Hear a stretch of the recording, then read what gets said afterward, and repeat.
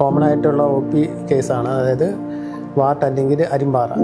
എന്താണ് അരിമ്പാറ? അരിമ്പാറ എന്ന് പറയുന്നത് ഒരു വൈറൽ ഇൻഫെക്ഷനാണ്. അതിൻ്റെ പേരെന്ന് പറയുന്നത് ഹ്യൂമൻ പാപ്പിലോമ വൈറസാണ്. അപ്പോൾ അത് പല ടൈപ്സും ഉണ്ട് ഈ അരിമ്പാറ. അതായത് ചില ഈ കയ്യിലും കാലിലും വരുന്ന അരിമ്പാറയുണ്ട്.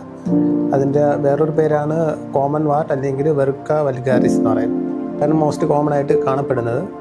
പിന്നെ ഉള്ള അരിമ്പാറ എന്ന് പറയുന്നത് മുഖത്ത് വരുന്ന, അത് മുഖത്ത് ചിലവർക്ക് പാലുണ്ണി പോലെ ഒരു കൺഫ്യൂഷൻ വരും. പ്ലെയിൻ വാട്ട് എന്ന് പറയുന്നത് ആണുങ്ങൾക്ക്, അതായത് ഈ വലിയ താടിയുള്ളവർക്കൊക്കെ ചിലപ്പോൾ ഷേവ് ചെയ്യുമ്പോൾ അത് സ്പ്രെഡ് ചെയ്യാനുള്ള ചാൻസ് ഉണ്ട്.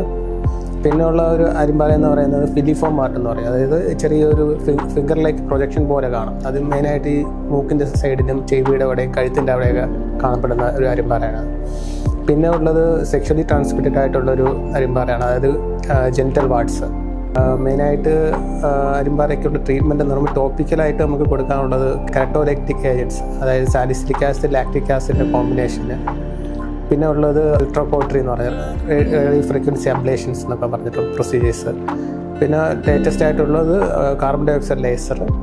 പിന്നെ ലിക്വിഡ് നൈട്രജൻ്റെ ഒരു പ്രൊസീജിയറാണ്, അതായത് ക്രയോതെറാപ്പി എന്ന് പറയുന്നത്. ഈ ജെനിറ്റൽ വാട്ടിനാണെങ്കിലും ഈ പറഞ്ഞ പോലെ ചില ആസിഡ്സൊക്കെ യൂസ് ചെയ്യാം, ക്രയോതെറാപ്പി യൂസ് ചെയ്യാം. കുറേ വാട്ട്സൊക്കെ ഉണ്ടെങ്കിൽ നമുക്ക് ഈ പറഞ്ഞ പോലെ പ്രൊസീജിയേഴ്സിനെക്കാട്ടി നല്ലത് ഇമ്മ്യൂണോതെറാപ്പി പ്രൊസീജിയേഴ്സാണ്. അതായത് പ്യൂരിഫൈഡ് പ്രോട്ടീൻ ഡെറിവേറ്റീവ്സ് ആയിട്ടുള്ള ഇഞ്ചെക്ഷൻസ് അല്ലെങ്കിൽ MMR എന്ന വാക്സിന്. കുറേ വാട്ട്സ് ഉണ്ടെങ്കിൽ അതിൽ 1-2 വാട്ട്സിൽ ഇഞ്ചെക്ട് ചെയ്യുമ്പോൾ നമ്മുടെ ഇമ്മ്യൂണിറ്റി കിട്ടിയിട്ട് സെൽഫായിട്ട് സബ്സൈഡ് ചെയ്യാനുള്ള ചാൻസ് ഉണ്ട്. കുറേ നാൾ ഇപ്പം വാട്ട്സ് ജെനിറ്റൽ വാട്ട്സ് ഞാൻ പറഞ്ഞില്ല, അപ്പോൾ അത് ചില വാട്ട്സൊക്കെ ഓട്ടോമാറ്റിക്കായിട്ട് ബോഡിയിൽ നിന്ന് പോകും, ചില വാട്ട്സൊക്കെ ഉള്ളിൽ കാണും. അത് കുറച്ച് കാലം കഴിയുമ്പോൾ ചിലപ്പോൾ അതിന് ക്യാൻസറിൻ്റെ ഒരു ഇത് വരാനുള്ള ചാൻസ് ഉണ്ട്. അപ്പോൾ അതിനുവേണ്ടി വാക്സിൻസൊക്കെ ഇപ്പോൾ അവൈലബിൾ ആണ്. റേഡിയോ ഫ്രീക്വൻസി പ്രൊസീജിയർ നമ്മൾ പറഞ്ഞല്ലോ, അപ്പോൾ അത് തികച്ചും വേറെ സൈഡ് എഫക്റ്റ് ഒന്നും ഇല്ലാത്തൊരു പ്രൊസീജിയറാണ്.